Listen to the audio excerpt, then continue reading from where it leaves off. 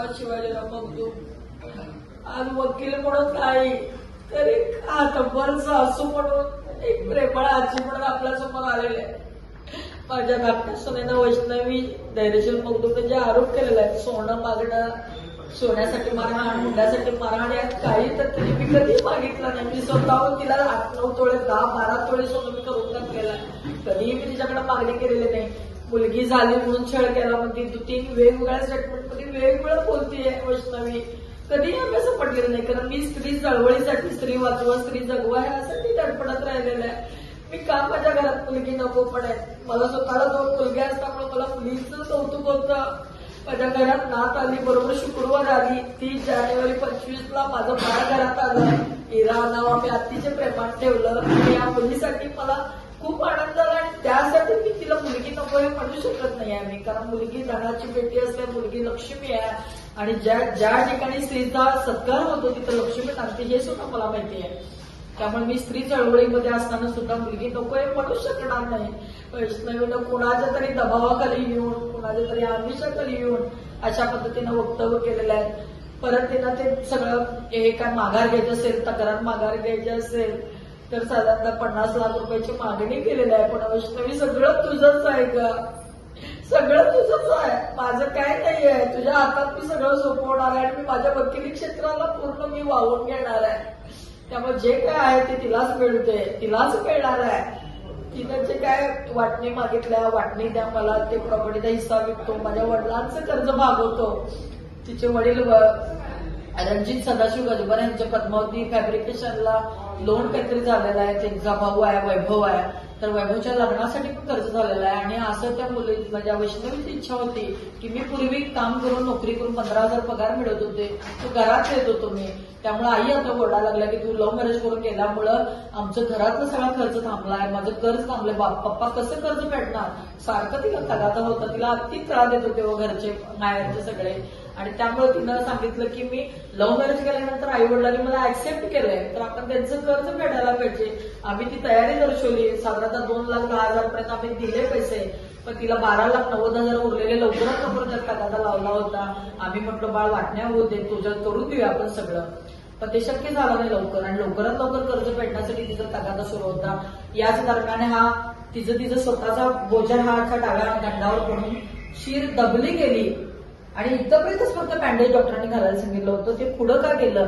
आपण सुद्धा नामांकित डॉक्टर आपल्या सिटी हॉस्पिटलचे आहेत, आपण त्यांना विचारू शकता की ते सुद्धा तुम्हाला सांगू शकतील, कारण ही मेडिकल बाब आहे. हात काढावा लागणं म्हणते ते की हात काढावा लागणार आहे वगैरे, हे मेडिकल बाब आहे, आपण सुद्धा विचारू शकताय. असं काही झालेलं नाही. डॉक्टरांना आम्ही विचारलो, ऑपरेशन यशस्वी झालंय, फक्त इथपर्यंत बँडेज होणार होतं, ते पुढेपर्यंत गेलेलं आहे. आणि काही सगळी जबाबदारी मी घेतलेलं आहे, इथून पुढे पण घेत राहीन.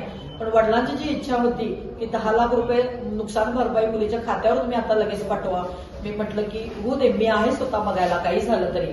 तर त्यांची इच्छा ती पूर्ण न केल्यामुळे त्यांनी धमकी दिली की तुम्ही नाही आम्हाला 10 लाख रुपये दिला तर आम्ही तुमच्यावर केस करू. त्या पद्धतीनं ते केले. 4 फिरकले नाहीत. मी, माझा मुलगा, मोठा मुलगा तिथंच होतो, ऑपरेशनच्या दारात भिकाऱ्यासारखं पडून होतो.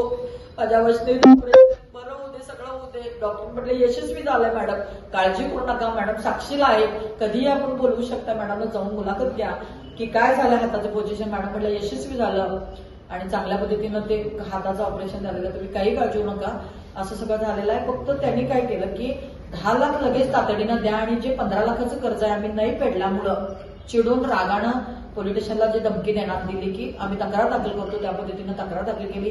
त्यांची अशी इच्छा होती की तुम्ही वकील हे आहे, तुम्हाला कसं अद्दल घडवतो बघा, असं ती 2-3 वेळा म्हणून दाखवली दर्शनला, पण ते आम्ही लक्षात नाही घेतलं एवढं. तर त्याच्या पाठीमागं कुणीतरी मास्टर माइंड आहे, कारण तो त्यांना पुढं करून पुढं करायला लागला, ते मला काय कळत नाही आहे.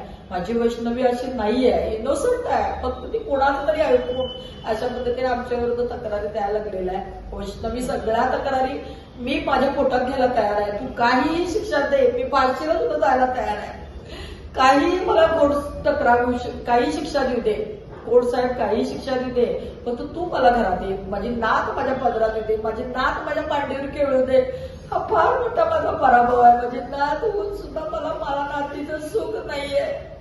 सगळ्या अटी मान्य करून माझ्या वैष्णवीला मी पदरात घ्यायला लागले. ये ग वैष्णवी, माझ्या बाळाला तेवढं पदरात टाक. काही आम्ही केलं, नाद माझ्या जवळ नाही, तुम्हाला पदार्पण करते की माझी नाद माझ्याकडे द्यावी, माझी नाद माझ्या ओढण्यात घालावी. कारण ज्या मुलीसाठी इतकं मी तिला वेळ होतो, एवढं प्रेम केलं, त्या नातीला माझ्याजवळ नाही आहे. एक हातभर सासू तुमच्याकडं एक दाद मागते की माझी नात माझ्या पदरात घालावी. माझी नात जर माझ्याजवळ नसेल तर मला अशा पद्धतीने माझी वैष्णवी फार इनोसंट आहे. ती स्वतः असं म्हणणं शक्य नाही, पण तिच्या पाठीपासून कुणीतरी मास्टर मांडला आहे, तर त्यानं त्याचं न ऐकता माझ्या वैष्णवीने माझ्याकडे माझ्या संसारात परत यावं एवढीच इच्छा आहे. मी आता माझ्या कार्यामध्ये मी स्वतः बिझी आहे. स्वतः मी अनेक विविध स्त्री चळवळी चालवलेल्या आहेत. स्त्री चळवळीवर भाषणं केलेली आपण सगळ्या बंधूंना माहिती असेल सुद्धा. सगळ्या समाजानं बघितलेलं आहे की मी स्त्री जगवा, स्त्री वाचवा यासाठी किती धडपडलेले आहे. आणि मला मुलगी नको असते काय?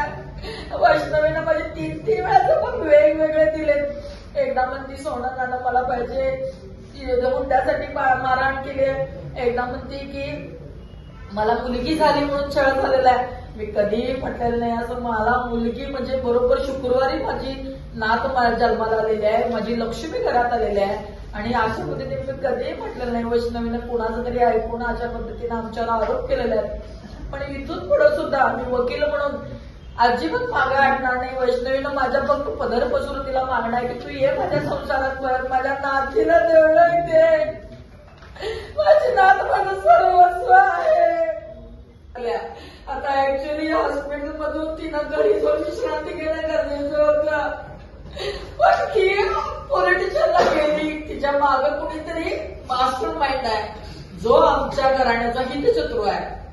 त्यानं सांगितलंय की बाई तू कंप्लेंट दाखल कर, त्याशिवाय ह्यांची बदनामी होणार नाही, बेअब्रू होणार नाही. म्हणजे आमच्या वकिली व्यवसायावर कुठंतरी आघात करायचा म्हणून अशा पद्धतीनं कट कारस्थान रचलेला आहे. आणि ती मुलीनं माझ्या वैष्णवीला माझी कळकळीची विनंती आहे, बाळाची परवड करू नकोस असं. बाळाचं दाखवत प्रत्येक पिढ्या पुढे तू जाऊन भांडवल करू नको ग वैष्णवी. माझं बाळ माझ्या ताब्यात दे, माझं बाळ मला बघ.